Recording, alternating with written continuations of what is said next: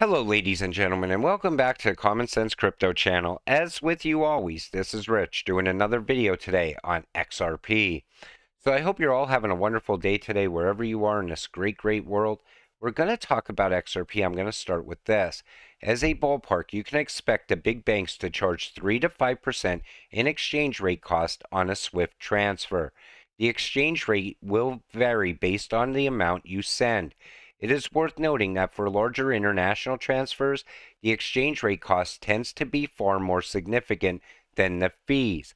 Now, in the future, if these fees don't change, a lot of these big banks will be left behind because Ripple is going to offer a much cheaper solution. Any bank that works with Ripple is going to have more and more people using that bank.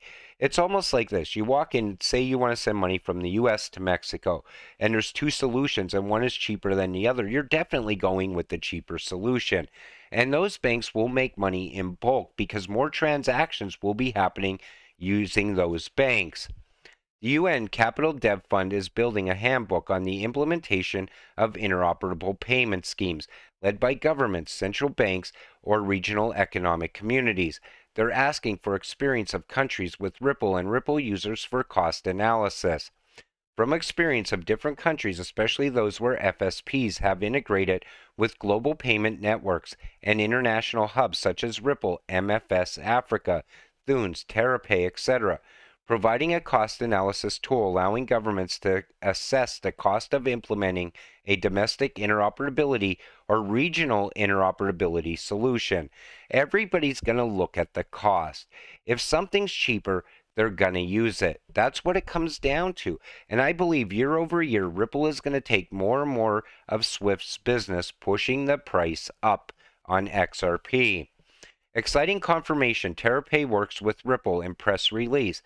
TerraPay provides payment services for mobile in Africa and Asia and have partnerships with a number of paycos, WU, RIA, MG, and Ripple, etc. They don't run on Ripple, but connect to it.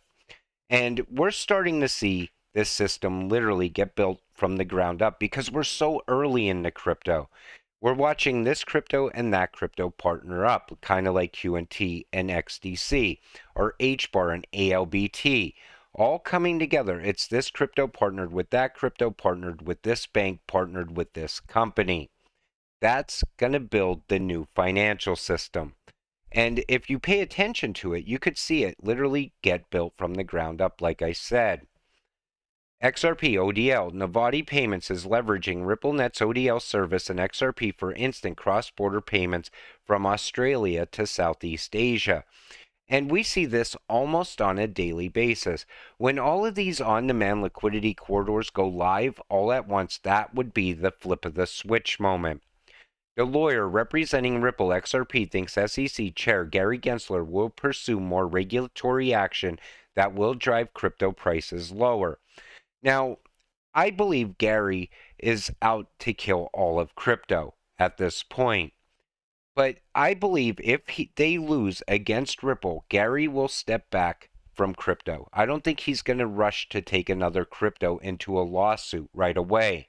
So maybe we'll get a break from Gary for a little bit once Ripple wins. Deaton explains what the XRP community needs to file a winning suit against the SEC.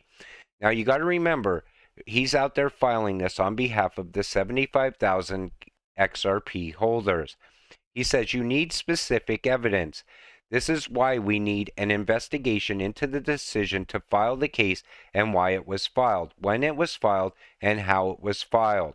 We need subpoena power to get personal emails between former SEC officials and interested third parties. Was there a quid pro quo?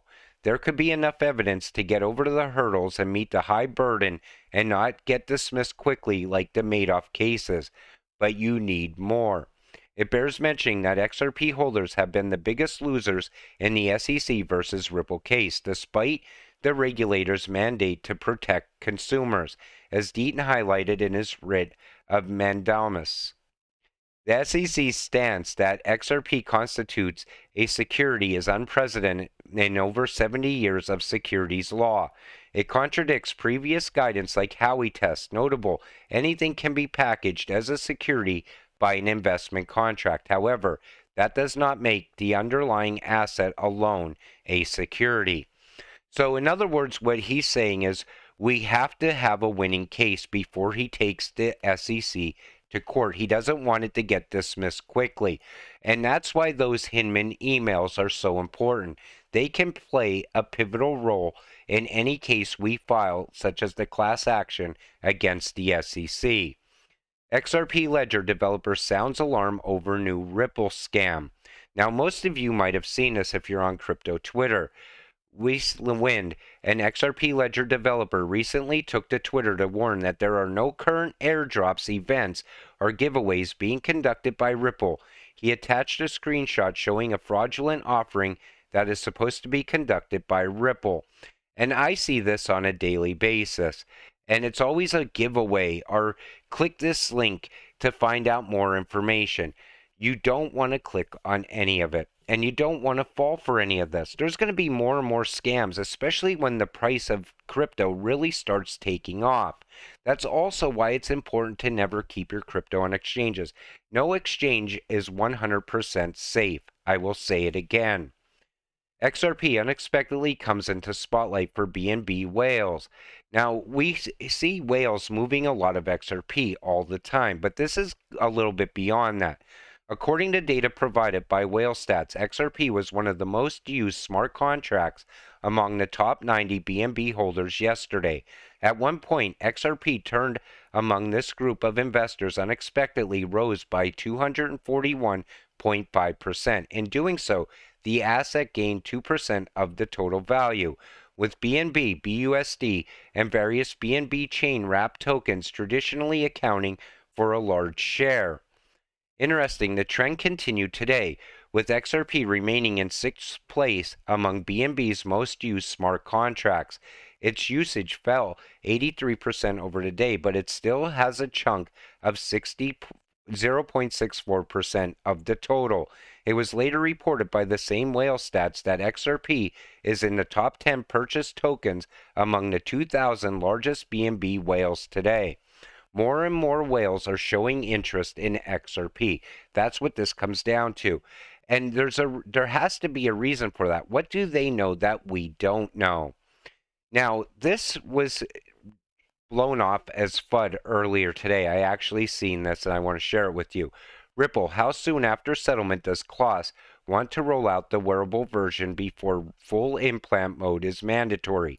Can't wait. Big fan. Just kidding. I'm not a fan of this. And this is about Microchip.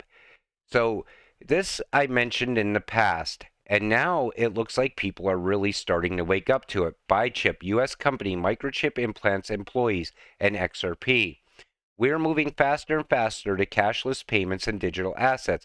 I will be discussing today Microchip implants, cashless stores, and how XRP will play a role. Microchip is a Denmark-based company that is using RFID chip implant into the hand to be able to unlock doors, pay for items, and identification. And there's a ton of videos coming out around this now. That's why I said people are starting to really wake up to this, and it's important to stay awake. So there have been a few links to Microchip, the U.S. Navy, and Ripple. If there are signs of the future, XRP will play a big role in cross-border payments. Most people will be using XRP and will not even know that they are using it. When watching some of these videos, it seemed like it's the time right before the internet explosion, as some of the reporters are dumbfounded by it. And that's the thing. A lot of people are very confused right now about what's to come. Now, because we hold crypto, we see all of this playing out in real time behind the scenes, not really talked about. I said it time and time again, I am definitely not taking this chip, but I wanted to point that out because some people dismiss it as FUD and conspiracy theory still. I do not think this is any way FUD around XRP. People just want to keep other people awake to what is possible in the future. According to an article published this month on the World Economic Forum website, implant technologies could become the norm in the future, and they form part of a natural evolution that wearables once underwent. So the World Economic Forum downplays this quite a bit. And you know that they're going to definitely want to keep your COVID information tied to this. They're also going to want your COVID passport tied to this. They're going to want all your financials tied to it as well. Some scientists worry vaccines may sterilize many. This must be studied with peer review analysis, not opinions from CNN and politicians. Bill Gates is obsessed with climate change and overpopulation, while funding birth control chip implants into women. Think about that. That's how sick some of these people really are.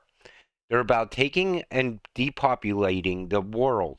At the same time, they want to chip everybody who's left, apparently, and have them under their full control. I feel these people have sold their soul a long time ago. A report by Ripple that analyzes the future of CBDCs. Central banks around the world are beginning to explore, test, and implement some form of central bank digital currency.